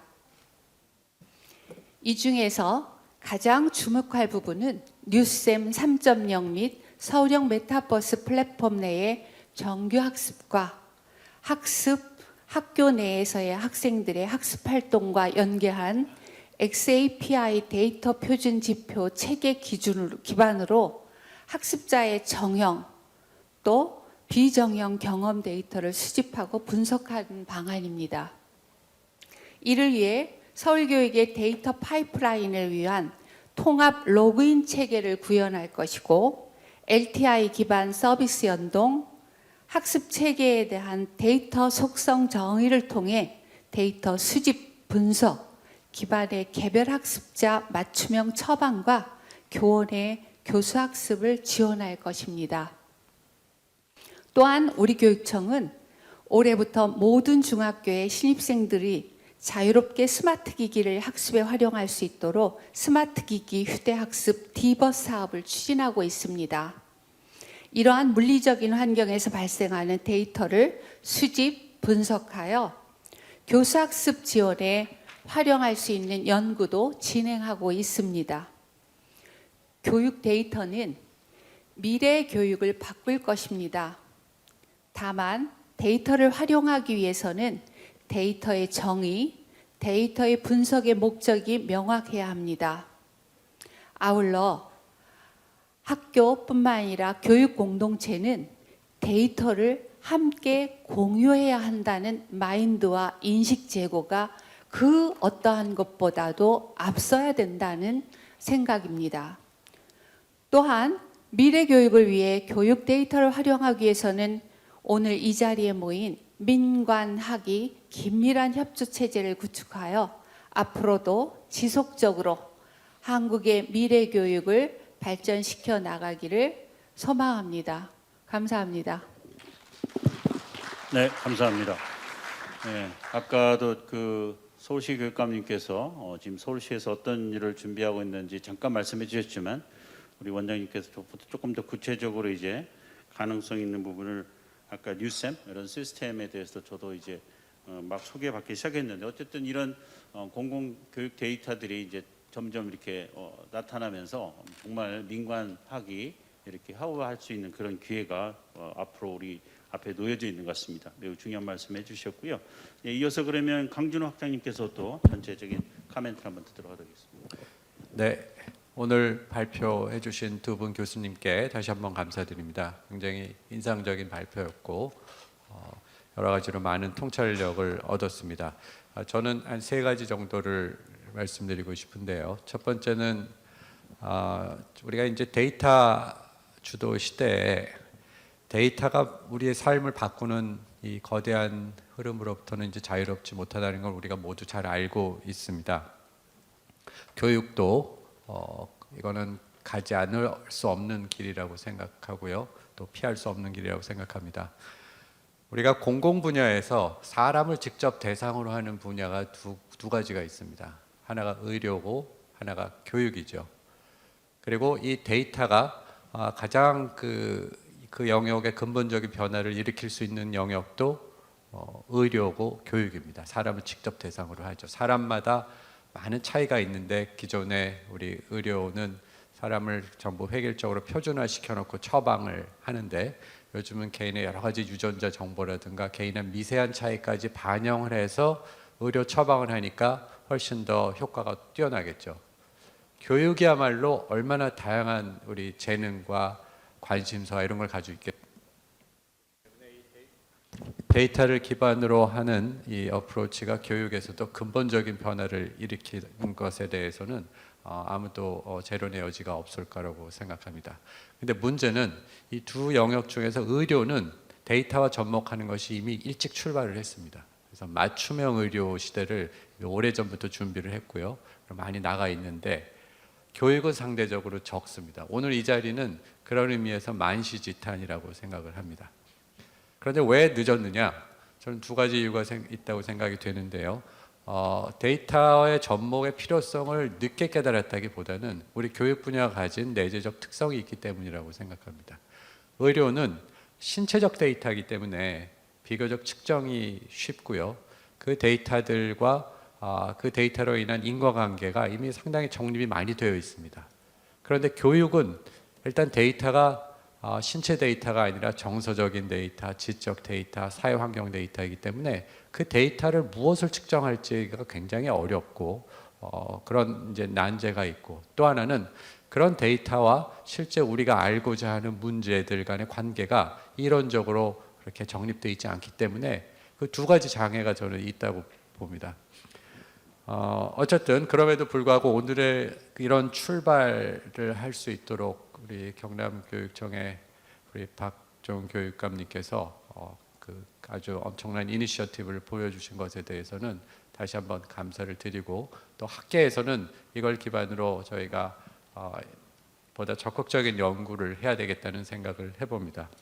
두 번째는 조금 오늘 발표와 관련된 내용인데 제가 인공지능 전문가는 아니지만 이 데이터가 그 분야의 근본적인 변화를 주기 위해서는 크게 저는 세 가지가 필요하다고 보는데 첫 번째는 데이터보다도 그 데이터가 적용될 도메인의 문제에 대한 통찰력이라고 생각합니다. 무슨 문제를 우리가 데이터로 풀고 싶은지 그것을 먼저 정확하게 발굴하고 정의하는 것이 전 중요하다는 생각을 하기 때문에 이것은 데이터 사이언스 전문가들은 도움을 줄 수 있지만 이 데이터를 접목하는 것은 역시 교육 전문가들이 데이터에 기반한 사고를 하는 훈련을 하면서 어떤 문제를 데이터를 통해서 풀 수 있을 것인가, 그것을 접근하는 것이 저는 가장 중요하다고 생각을 하고요. 두 번째는 그럼 도대체 어떤 데이터를 어떤 퀄리티로 어느 정도를 모을 것인지, 데이터를 모으고 관리하는 굉장히 좋은 데이터. 그러니까 그 데이터 사이언스에서 흔히 하는 얘기가 있죠. 쓰레기를 집어넣으면 쓰레기 결론이 나옵니다. 그러니까 좋은 데이터를 모을 수 있는 그 장치를 만드는 것이 굉장히 중요하다고 봅니다. 저희는 지금 제가 볼 때는 이 두 번째 포커스를 두고 있는 게 아닌가 하는 생각을 합니다. 데이터를 빨리 모아라. 데이터를 모으면 그 데이터가 뭔가를 얘기해 줄 거라고 생각하지만 무엇을 위해서 왜 모으는지를 생각하고 어떤 데이터를 모을지를 하면 훨씬 더 효율적으로 비용 대비로 좋은 이 적절한 데이터를 모을 수 있을 것 같고요. 세 번째는 저는 이건 저희가 컨트롤할 수 있는 분야는 아닌데 인공지능 자체의 발달입니다. 인공지능이 지금 우리 알파폴드라든가 아니면 알파고라든가 바둑과 같이 주어진 정형화된 문제에 데이터를 집어넣어서 학습하는 것은 이제 상당히 발달이 되어 있지만 인공지능 자체가 AGI, Artificial General Intelligence라고 범용 인공지능으로 나아가고 있습니다. 다시 말하면 컴퓨터가 인간의 뇌가 학습하는 방식을 지금 따라오고 있는데 그렇게 AGI로 가는데 상당한 시간이 걸릴 것으로 예상은 됩니다만 어쨌든 방향은 그쪽입니다. 그렇다면 이 세 번째 영역은 이제 저희가 할 수 있는 영역은 아니라고 보기 때문에 그 발달 속도를 우리가 또 같이 감안해야 되지 않을까 이렇게 생각을 합니다. 세 번째는 저희 사범대 입장에서 지금 이와 같은 미래 교육을 위해서 준비하고 있는 것을 말씀을 드리면 조금 도움이 될 것 같아서 말씀을 드리면 아까 데이터 관련해서 우리 백 교수님께서 데이터 사이언스를 중심으로 세 가지 도메인으로 여러 가지 협업을 말씀하셨는데 저희는 조금 더 큰 틀에서 융복합적인 접근이 필요하다고 봅니다. 그러니까 데이터 사이언스도 한 축이고요.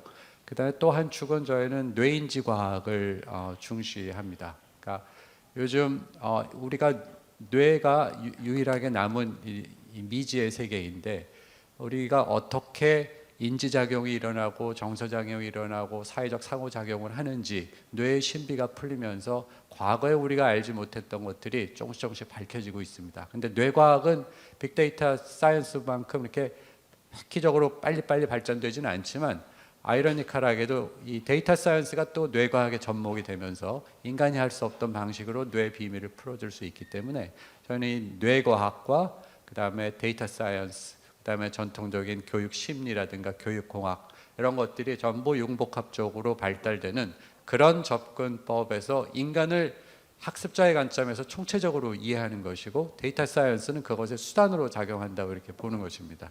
그래서 올 저희가 2학기에 서울대학교에서는 학습과학연구소를 설립을 합니다. 그래서 그 연구소 밑에는 뇌인지과학연구센터, 그다음에 데이터 연구센터, 그다음에 교육정책연구센터 등등 해서 한 4-5개의 연구센터를 저희가 설립을 할 것이고요.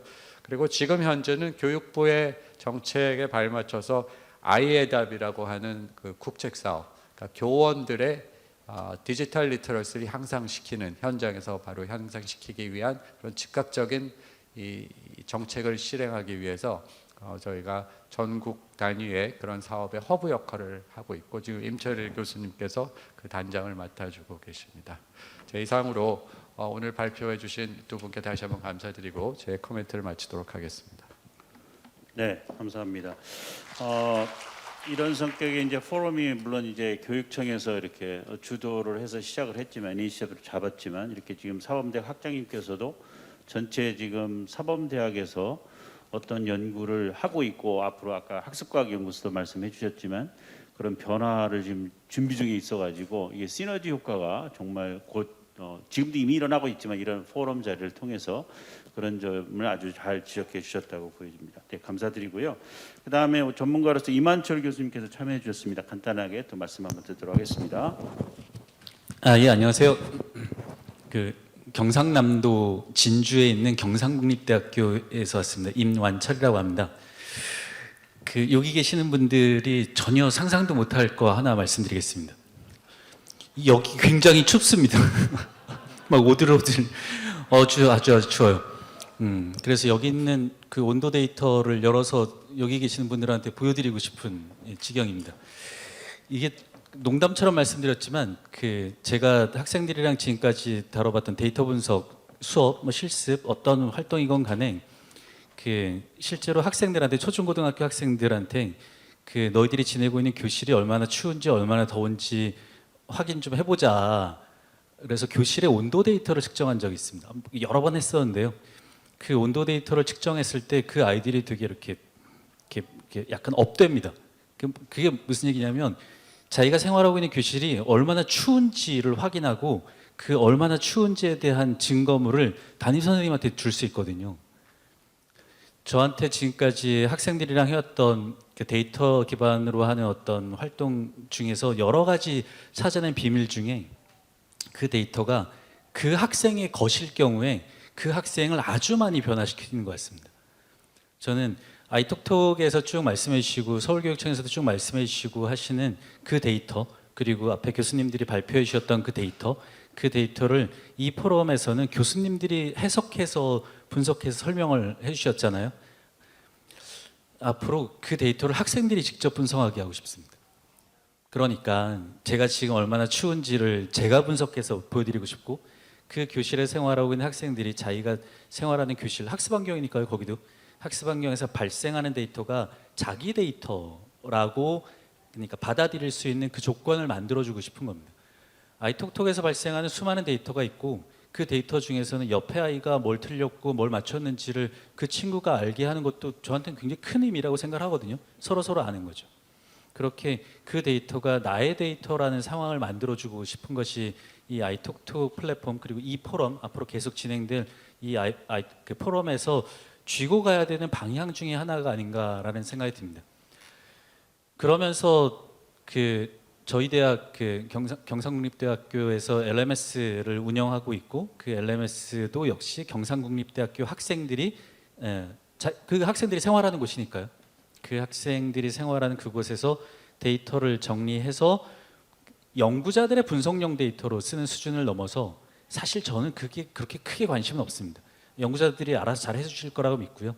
근데 그 데이터를 잘 정리정돈해서 학생들이, 대학생들이죠. 학생들이 직접 분석할 수 있는 그런 상황이 왔으면 하는 바람으로 진행을 하고 있습니다.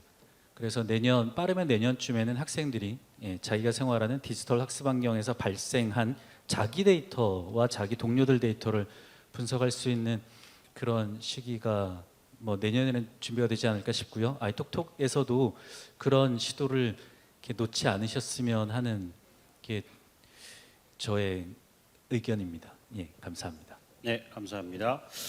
네, 그 아이톡톡이 이제 기본적으로 학생들이 지금 어떻게 학교와 학교 관련해서 데이터를 만들어내게 되는데, 그런 데이터를 우리가 어떻게 이제 교육적으로 활용할 거냐가 주된 관심이었다면 우리 이완철 교수님은 이제 학생들이 데이터를 다룰 줄 아는 것까지도 그 시스템에 이렇게 녹여 들을 수 있지, 아주 저도 중요한 아이디어라는 생각이 듭니다. 대학에서도 지금 그런 시도를 하고 있고요. 그런 점들 아주 추가적으로 말씀해 주셔서 이 시스템이 어떻게 확장될 수 있는지를 방향성을 좀 주셨습니다. 원래는 이제 이렇게 한번 말씀드리고 또 이제 더 추가적으로 좀 말씀을 더 드리려고 했는데 시간이 좀 제한되어 있어서 바로 오늘 그 발표를 해주신 우리 백재희 교수님하고 이걸 교수님도 간단히 좀 코멘트할 수 있도록 그 논평을 들었으니까요. 그래서 혹시 백 교수님 간단히 뭐 말씀하실 수 있을까요? 우리 말씀 듣고. 네. 마이크 켜서. 예. 저 아주 좋은 말씀 많이 받아들였고, 저희도 교수진들, 여기에 계신 교수진들 그렇지만 저희 미국에 또 여러 분야의 교수진들이 또 있습니다. 또 뉴로사이언티스트도 계시고, the emotion expert도 계시고, 또 school psychologist 그런 교수님들 계시고요. 이번에 이런 얘기를 다 듣고서 다시 가서 미국에서 함께 또 여러 얘기를 나누고 또 다시 여러분들께 여러 좋은 마음 다시 보내주시고 싶습니다. 여기 아까 얘기해 주셨듯이 이제 미국에서는 Community Participatory Action Research라고 하거든요.